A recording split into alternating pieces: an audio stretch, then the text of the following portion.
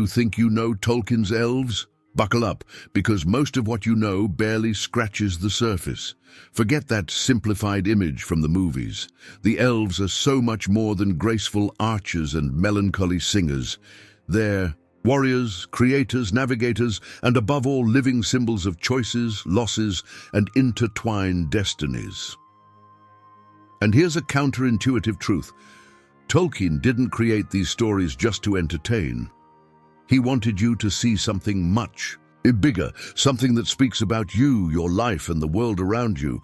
But here's the problem. Few can explain it clearly. Most get lost in complicated terms or simply don't go beyond the basics. And that's where you're about to gain some rare insight. Because today, you're going to meet the elves as they truly are. Their races, their struggles, their loves, and their hidden secrets. And more.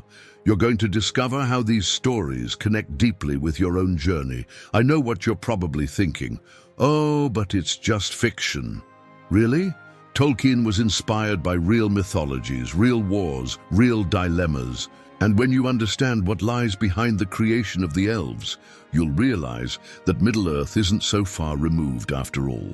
It lives in every choice you make, in every battle you face, and in every dream you chase. So do you want to know how it all began? Who really are the Valinor, the Noldor, the Teleri? Why did some elves shine in the light of the trees while others remained in the shadows? And above all, what can these stories teach you about yourself? Buckle up, because now we're about to embark on this journey together.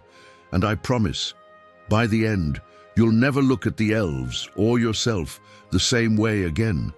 The elves, known as the children of Ilúvatar, were the first to awaken in the vast expanse of Middle-earth, still shrouded in the dawn's early light. While men would come much later, the elves were already walking beneath the stars, endowed with an eternal connection to the world that embraced them. This deep bond with Middle-earth is almost like a sacred pact, an unbreakable link that ties them to the world's destiny, both in triumphs and in tragedies. Imagine witnessing entire ages, watching civilizations rise and fall. The elves live that reality. From the very moment they opened their eyes under the starlit sky, the elves carried with them not just immortality, but also the weight of time. Unlike men, who are fleeting and driven by urgency, the elves live with the patience of those who know that 1,000 years might just be the beginning. This perspective shapes their choices and their art. They build not for the now, but for eternity. It makes you wonder, how many times have you found yourself rushing to solve something immediate without considering the long haul? Yep, the elves teach the opposite. Another fascinating point. The elves aren't just characters, they're archetypes of the very cycle of life. Creation, growth, decline, and renewal. They are the keepers of the world's memory, just as libraries preserve human knowledge. Want a practical example? When you study history, you too become a guardian of the past, a true elf of your own reality. Ever thought about that? The relationship the elves have with Middle-earth is almost symbiotic. Their songs echo through the woods, their laments mingle with the wind, and their blades shine like fallen stars. It's no wonder Tolkien portrayed that bond as something almost spiritual. And let's be honest, who hasn't dreamed of wandering through a magical forest, feeling nature pulsate around you, as if the world were alive and speaking to you? But of course, not everything among the elves was peaceful. Soon, differences arose. Tough choices had to be made and paths diverged, splitting this noble race. And that brings us to the next chapter, the three great elven houses and how they shaped the fate of Middle-earth. Among the elves, three great clans emerged, each with its own essence and legacy. The Valinor, golden as the rising sun, were the closest to the Valar, living under the light and wisdom of Aman. They were known for their purity and devotion, like those friends who always follow their heart and seek what's right, no matter the cost. Ever notice that in every group there's always that one person who acts as the moral compass, guiding everyone along the best path? That's the spirit of the Valinor. The Noldor, on the other hand, were the masters of knowledge, skilled in arts, jewels and forges. But be careful, with great talent comes great pride. Feanor, the most famous among them, created the Silmarillions, jewels so precious that even the gods coveted them. It's that old story. How many amazing innovations are born from passion, but how many disasters come with it too?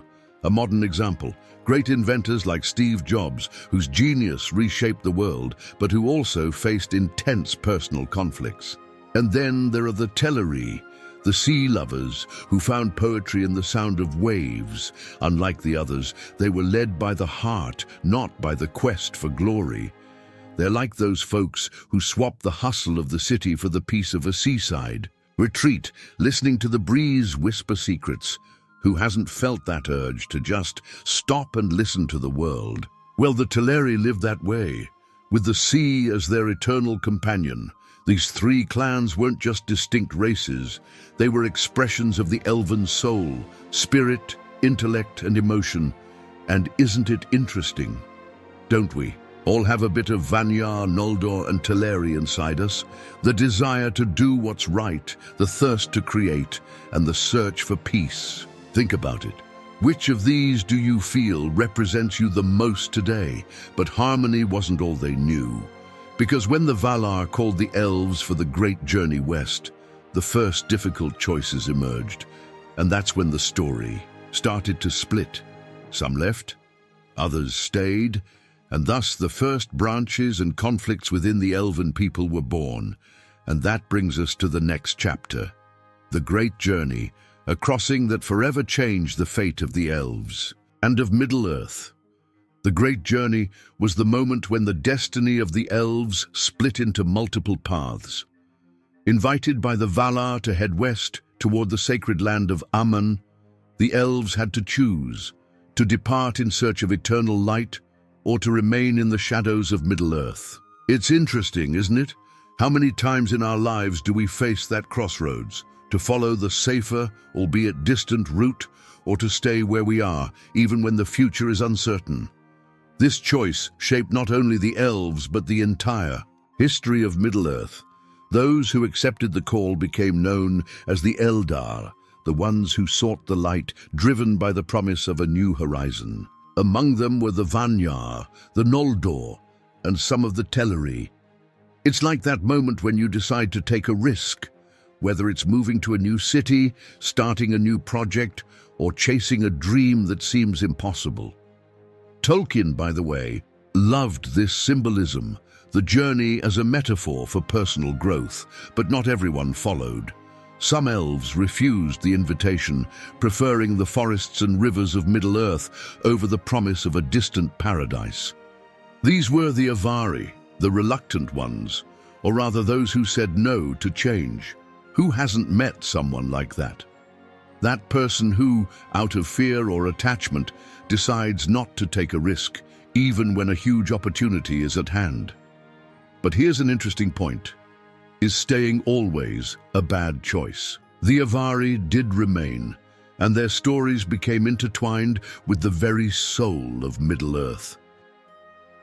The most fascinating thing is that this journey wasn't straightforward. Along the way, many got lost, hesitated, or changed course. Some Teleri, for example, stopped on the banks of great rivers and became the Nandor, elves of the forests, deeply connected to nature. Ever notice how one choice leads to another, and then another, creating new destinies? It's like a trip where the stops are just as important as the final destination. And so, from that great journey, the first cultural differences among the elves were born. Those who saw the light of Aman became the Calaquendi, the elves of the light, while those who never experienced it became the Moriquendi, the elves of darkness. But this division would have consequences that echoed in wars, kingdoms and tragedies, and leads us to the next chapter, light and shadow, the eternal duality between the elves of light and the elves of darkness. Among the elves, a profound division emerged. On one side, the Calaquendi, those who saw the light of the two trees of Valinor. On the other, the Morikendi, the ones who remained in darkness, never knowing the sacred glow. This duality is much like the difference between those who have seen the world through new eyes and those who are still stuck with just one perspective. You know that feeling of hearing a truth that changes the way you see everything? Well, the Calaquendi carried that light not only in their eyes, but also in their souls. The Calaquendi, like the Vanyar and the mighty Noldor, were renowned for their wisdom and almost divine abilities, a result of centuries under the direct influence of the Valar. They were the great artisans, warriors, and poets of Middle-earth, whose works, like the Silmarillion, resonated with immortal light. It's like in life. Deep knowledge generates power, but also pride. And as Feanor's story shows us, too much pride can be a double-edged sword. Ever seen great geniuses fall because they couldn't tame their own talents? Meanwhile, the Morikendi, the Elves of Darkness, weren't inferior, just different. They lived in harmony with forests, rivers, and mountains, becoming the guardians of Middle-earth. They were like those who prefer hands-on experience to theory, direct knowledge over fame. Think about it. Often, the wisest people are the ones who learn from the world around them, far from the limelight.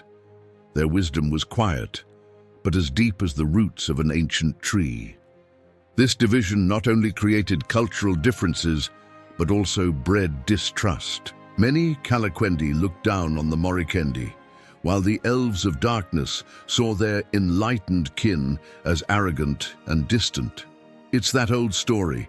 How many times do we judge someone for a lack of formal education, not realizing that the lessons of life are just as valuable as academic learning? Tolkien, as a true master, reminds us that not every light is goodness, and not every shadow is malice. But the differences among the elves didn't stop there. Within each group, new paths were forged, giving rise to clans and subgroups with their own cultures and legacies. And so, amid departures and stays, the Sindar, the Nandor, and the mysterious Calaquendi were born. The theme of our next chapter, the separation of the elves and how choices shaped their destinies. The great separation among the elves was like a river splitting into new courses, each with its own beauty and fate. Among the Eldar, those who accepted the journey, and the Avari, who refused, even more branches emerged. The Sindar, or Grey Elves, led by King Thingol, remained in Middle-earth, weaving their culture among the forests. It's interesting to note how many times in our lives do we choose not to follow the main path, but to build something of our own, in our own time and our own way. The Sindar embody that spirit, the choice of a home in the present instead of the promise of something distant. The Nandor, descendants of the Teleri, abandoned the journey before crossing the misty mountains, enchanted by vast forests. It's the classic example of someone who stops to appreciate the view rather than racing to the end of the trail. They became masters of nature, living in deep harmony with trees and rivers, much like those who opt for simplicity over glory. It's like choosing a quiet life in the countryside instead of the hustle and bustle of big cities. Ever felt that call? Then there were the Lekendi, or Green Elves, who stood out for their wild spirit and ability to blend into nature. Silent. As the wind rustling through leaves, they lived almost like shadows in the forest. They were agile warriors, but without fixed kingdoms, preferring freedom to power. Think of them as those adventurers who reject routines and hierarchies, living with the world rather than above it. How many times have we forgotten that freedom is also a kind of wealth? The separation among the elves wasn't just geographical, it was spiritual and cultural. While the Noldor created jewels and great cities, the Sindar sang with the winds, and the Nandor became one with the forests. This teaches us something powerful. There isn't a single path to success.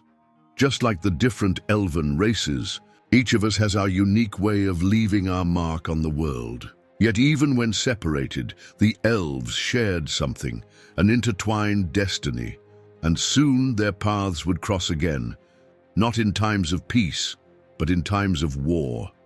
For when the shadows rose, the elves had to fight not just for their realms, but for all of Middle-earth. And that's what we'll talk about next.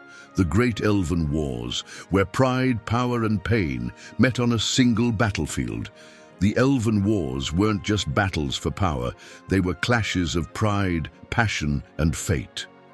The rivalry between the Noldor and the Sindar, for instance, wasn't born out of hatred, but from misunderstanding. The Noldor, led by Feanor, arrived in Middle-earth with burning hearts, yet carrying the weight of tragedy, the rebellion against the Valar and the insane oath over the Silmarils. It's like that situation where someone enters a fight not for the prize, but for principle, and ends up losing much more than expected. How many times has pride been the spark for great disasters? The battles against Morgoth, the first Dark Lord, marked the centuries known as the Wars of the Jewels. The Noldor, with their skill in arms and strategy, built powerful realms like Gondolin and Nargothrond. But, as in so many empires in our own history, their greatest enemy wasn't the opposing army, it was their own arrogance.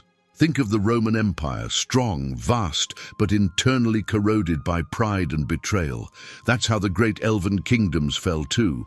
Meanwhile, the Sindar, under King Thingol's command, maintained their domains in the forests of Doriath. Their protection came not only from warriors, but from nature itself, and the magic of Melian, their Maya queen.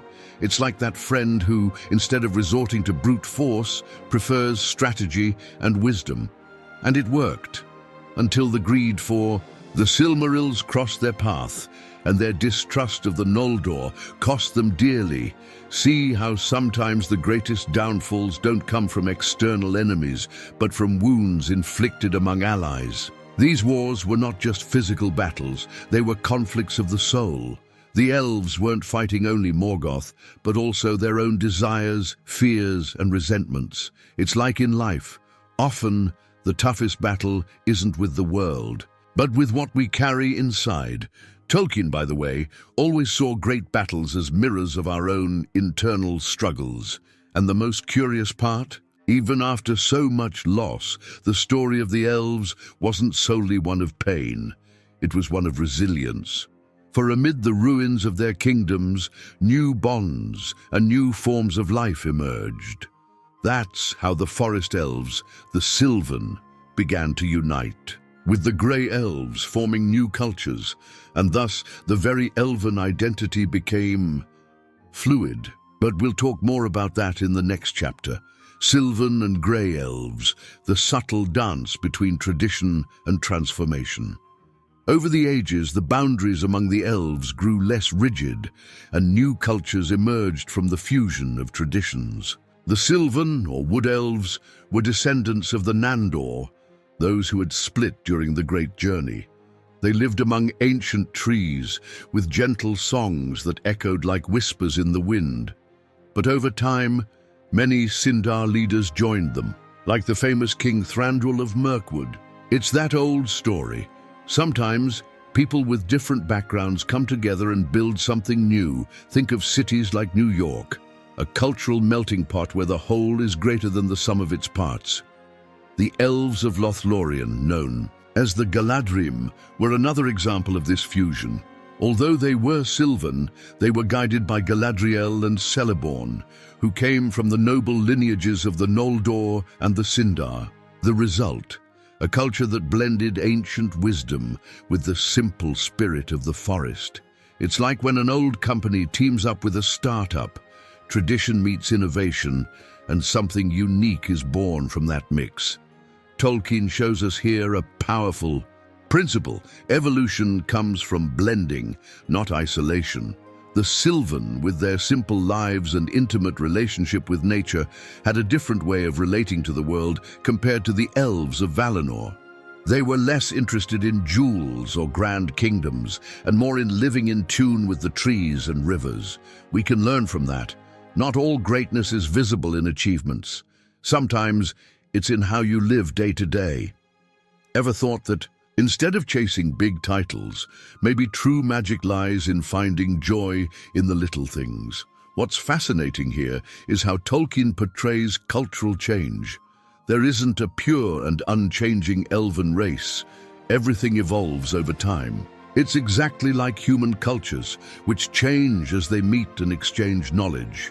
Anyone who studies history knows it's in the mixing of ideas that the greatest advancements occur, from the Renaissance, fueled by Greco-Roman and Arabic knowledge, to Brazilian music, a meeting of African, European and indigenous influences. And of course, among these elves was the most peculiar of all, Legolas, son of Thranduil, who, alongside a dwarf and a hobbit, showed that the greatest alliances can come from differences. But not all the elves were so open to new things. There were those who remained tied to the sea, keeping their love for the waves as an eternal secret. And it's about them that we'll talk next. The Teleri and their everlasting call of the ocean. The Teleri, known as the Sea Elves, were fascinated by the sound of waves and the eternal call of the ocean. While their kin sought kingdoms in forests or mountains, the Teleri listened to the world's music in the rhythm of the tides. It's interesting, isn't it? Some people find themselves in big cities, others in the quiet of nature. The Teleri chose the sea, and in its harbors a culture shaped by wind and salt was born. It's like those who feel that home isn't a fixed place, but a feeling. Maybe you felt that looking at the horizon, sensing that there's something more. Their love for the sea was so deep that many of them never completed the journey to Valinor, choosing instead to live along Middle-earth's coasts. There, they became the Falmari, the Sea Elves. They were like those who choose the less obvious but more authentic path. Think how many people change traditional careers for something that speaks more to the heart, even if it's less recognized. The Teleri teach us that true home is where your soul sings. Among them was Círdan, the shipwright, the wisest of the elves and keeper of the Grey Havens. Círdan dedicated his life to building vessels to help others set sail for the west, even as he stayed behind. It's a powerful metaphor, don't you think? Sometimes our greatest mission is to help others find their way. How many teachers, mentors, and friends do that every day? But not everything was smooth sailing for the Teleri. When Feanor, driven mad by his obsession with the Silmarils, attacked the harbors of Alqualondë, blood stained the waters. The first fratricide among the elves wasn't just a battle. It was a wound in the soul of their race. And here's a bitter lesson. Unchecked pride can destroy even the most sacred bonds. How many families and friendships have been lost over senseless quarrels? Even so, the Teleri remained faithful to the sea, and many, like Círdan, stayed until the end of the Third Age, helping the last elves depart. But that departure wasn't the end. It was a transition. Because over the ages, elven lineages mixed and transformed, creating new links and stories. And it's about this fusion, this crossing of destinies, that we'll discuss now. The blending of lineages, when past and future meet in one race. Over the ages, the boundaries between the elves faded, and their lineages intertwined like the branches of an ancient tree. Love, alliances, and even wars united elves from different origins, creating unique descendants. Take, for example, Elrond. Elven, son of Eärendil, of both human and elven blood, and Celebrian, daughter of Galadriel, Noldor, and Celeborn, Sindar. It's like in big real-life families where cultural heritages and traditions merge, creating something new and even more powerful. Ever thought about how your own story is made up of mixtures, pieces of those who came before you? This fusion wasn't just genetic, it was cultural. The elves began to share languages, songs, and rituals, creating a collective identity. It's like the evolution of our own culture, from Brazilian samba born of a mix of African, European, and indigenous rhythms, to Mediterranean cuisine, a blend of millennial influences. Tolkien reminds us that richness lies in diversity, and that the union of different traditions creates something greater than the sum of its parts. But these unions weren't always peaceful. The relationships between the Noldor and Sindar, marked by conflicts, also gave rise to powerful alliances, and with them, heirs who carried both the martial might and mystical wisdom. It's like in the business world. Sometimes great partnerships are born from old rivalries, much like the collaboration between Apple and IBM that united innovation and tradition to create something unprecedented. Conflict isn't the end, it's the start of transformation. And we can't forget the half-elves, unique figures born from the union of elves and men. Elrond chose elven immortality, while his brother Elros chose mortality, becoming the first king of Númenor. This duality between the eternal and the fleeting is one of Tolkien's deepest themes. Who hasn't felt torn between two paths, two destinies? After all, true greatness lies in choosing and accepting the consequences of that choice. These fusions, far from erasing differences, enriched the tapestry of Middle-earth. But Tolkien, with his genius, went even further. He used these stories as a mirror of the great migrations and cultural fusions of our own world, and that's exactly what we're going to explore now. The meta-historical reflection, how Tolkien transformed myths into powerful metaphors for our own history. Tolkien didn't just write fantasy, he built a mirror of the real world, where the journeys of the elves reflect the great migrations and cultural blends of our own history. Look at the Noldor, proud, talented, but marred by tragedy. They echo the trajectory of peoples like the Anglo-Saxons, who with their strength and culture shaped England, but not without conflicts and downfalls. Tolkien, passionate about British history, planted the roots of his own land in these narratives. Have you noticed how, just like the elves, human cultures flourish and then fade? The elven wars, like the War of Wrath or the battles against Morgoth, aren't just epic tales. They're metaphors for the great human wars, with their alliances, betrayals, and irreparable losses. Remember World War I? Tolkien lived through that horror, and the weight of loss and camaraderie is woven into every battle in Middle-earth. It's no coincidence, just as soldiers in the trenches fight not only for land, but for friends, homes, and hope, the elves battle not just with swords, but with the shadows within us all. And what about the fusion of elven cultures? Isn't it much like what happened when Celts, Normans, and Saxons merged, forming the British identity? Tolkien, like a true sage, reminds us that beauty isn't in purity, but in the blend. It's like the English language itself, full of influences, from Latin to Norse. It's as if every word echoes past encounters, just as every elf carries fragments of different traditions. Another fascinating point is the symbolism of the sea. For the Teleri, in Tolkien's work, the ocean represents both freedom and loss. And isn't that how it is with the great voyages in our own history? Peoples crossed oceans, discovered new worlds, and lost their roots. The sea is always both, an invitation and a farewell. Perhaps that's why Círdan never set sail. He knew that sometimes the bravest act is to stay, and so, amid wars, migrations, and blends, Tolkien built not just a fantasy, but a parable about humanity. But now that you understand the roots, the question remains, what can we learn from the elves? Because after all, they aren't the only ones facing difficult journeys. We do too. And that's what we'll talk about now, as you prepare to apply all this knowledge.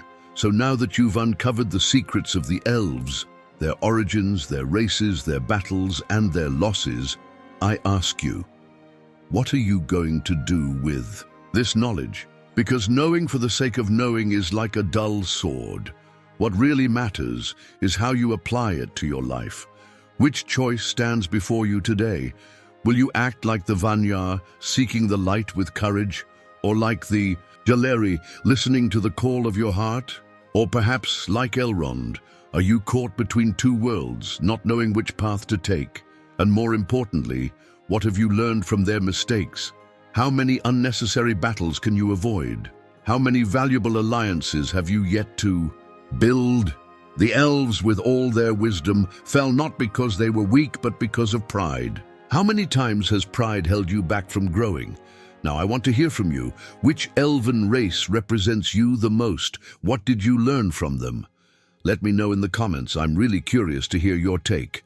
And remember, your journey is happening right now, even if you don't realize it. So, what will your next step be? Oh, and if you've made it this far, don't miss the chance to continue this adventure. Subscribe to the channel, turn on notifications, and join me as we uncover more secrets of Middle-earth, of Tolkien, and of so many stories that have far more to teach us than you can imagine.